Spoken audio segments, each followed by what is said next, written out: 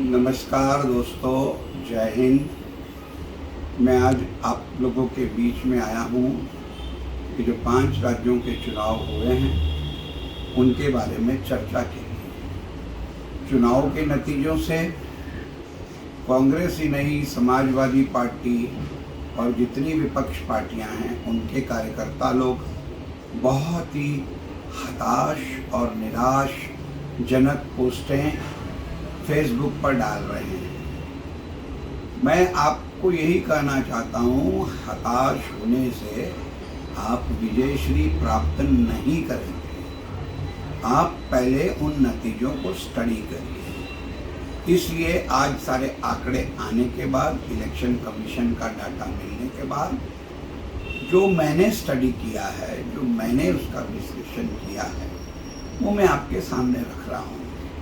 उत्तर प्रदेश से हम शुरू करें। उत्तर प्रदेश में 200 वोटों से बीजेपी ने 7 सीटें जीती हैं। 270 में से अगर ये 7 सीटें निकाल दो तो 263 हैं और 23 सीटें उन्होंने 500 वोट से जीता है। 49 सीट उन्होंने 1000 वोट से जीता है।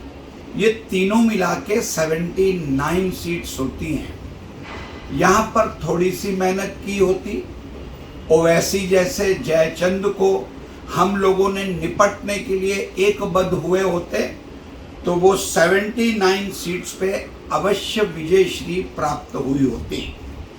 और अगर वो 79 सीट हम 270 से निकाल दें तो बीजेपी मात्र 191 पे निपट जाती और ये 79 सीट्स अखिलेश को या विपक्ष को मिल जाती तो 203 का आंकड़ा पार हो जाए। इसके अलावा 86 सीटें ऐसी हैं जो 2000 वोट से जीती गई हैं और इन 86 सीटों में मायावती और MIM ओवैसी की काफी बड़ी भूमिका रही है बीजेपी की बी टीम के रूप में। ओवैसी ने 4 से 15 हजार तक अधिकांश सीटों में कम से कम 4000 और मैक्सिमम 15000 के ऊपर उसने वोट पाया है इन सीटों में। वरना क्या कारण था कि लखीमपुर में जहां पर किसानों को गाड़ी के नीचे रौंद दिया गया, फिर भी वहां पर कोई असर दिखाई नहीं दिया। उन्नाव में कोई असर दिखाई नहीं दिया। इसका कारण ये था कि ये जो डिवीजन ऑफ वोट हुआ है, लोकतंत्र की हम इज्जत करते हैं। लोगों का दिया गया जो आदेश है उसको सर माथे पे लगाते हैं, परंतु हताश और निराश होने की बजाय आप आत्मंथन कीजिए।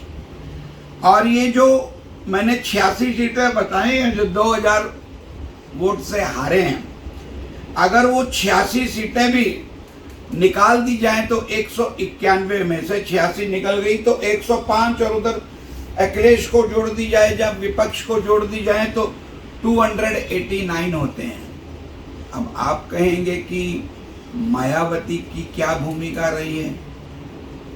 कर्नाटक की अदालत ने कल फैसला दे दिया ना, सतीश मिश्रा और मायावती को सारे आरोपों से मुक्त कर दिया कि आरोप बनते ही नहीं। तो ये एक पहला तोहफा मायावती को मिला है। अब मैं उत्तर प्रदेश के ज्यादा करके लोगों को कहूंगा कि हम लोग भी कहां ना कहां कम पड़े हैं। हम लोगों को ये बताने में कम पड़े हैं कि गंगा में किस तरीके से लाशें, बेरोजगारी।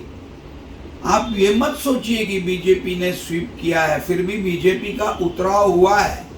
कहां पर 350 के करीब सीटें थी जो आज 270 तक आई हैं, 50-60 सीटें उनकी कम हुई हैं।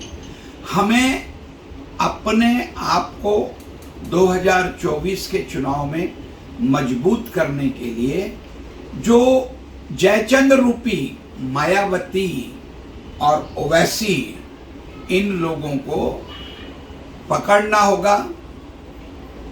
जो ओवैसी जी हैदराबाद से चुनाव लड़ते हैं, मैं वहां के मुख्यमंत्री से कहूंगा उनसे अलायंस मत करिए, ओवैसी को उसके गढ़ में ही मार दीजिए, वहां ही उसको पराजय कर दीजिए, फिर उन्हें पता लगेगा अकेले जीतते नहीं हैं, वहां की क्षेत्रीय पार्टी से अलायंस करके जीतते हैं। मायावती जी की बेचारी की मजबूरी है, इतने सारे मुकदमे हैं, अब कुछ मुकदमों से राहत मिली है, आगे देखिए होता है क्या। परंतु सारे कैडर से कहूंगा कि आप निराश न होइए।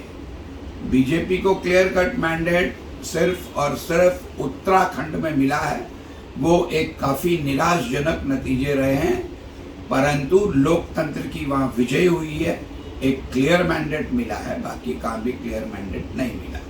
मेरी बताई सब बातों पे ध्यान देंगे। जय हिंद, और निराशा छोड़ के सारे कार्यकर्ता फिर मैदान में डट जाइए 224 के लिए अभी से ही। धन्यवाद।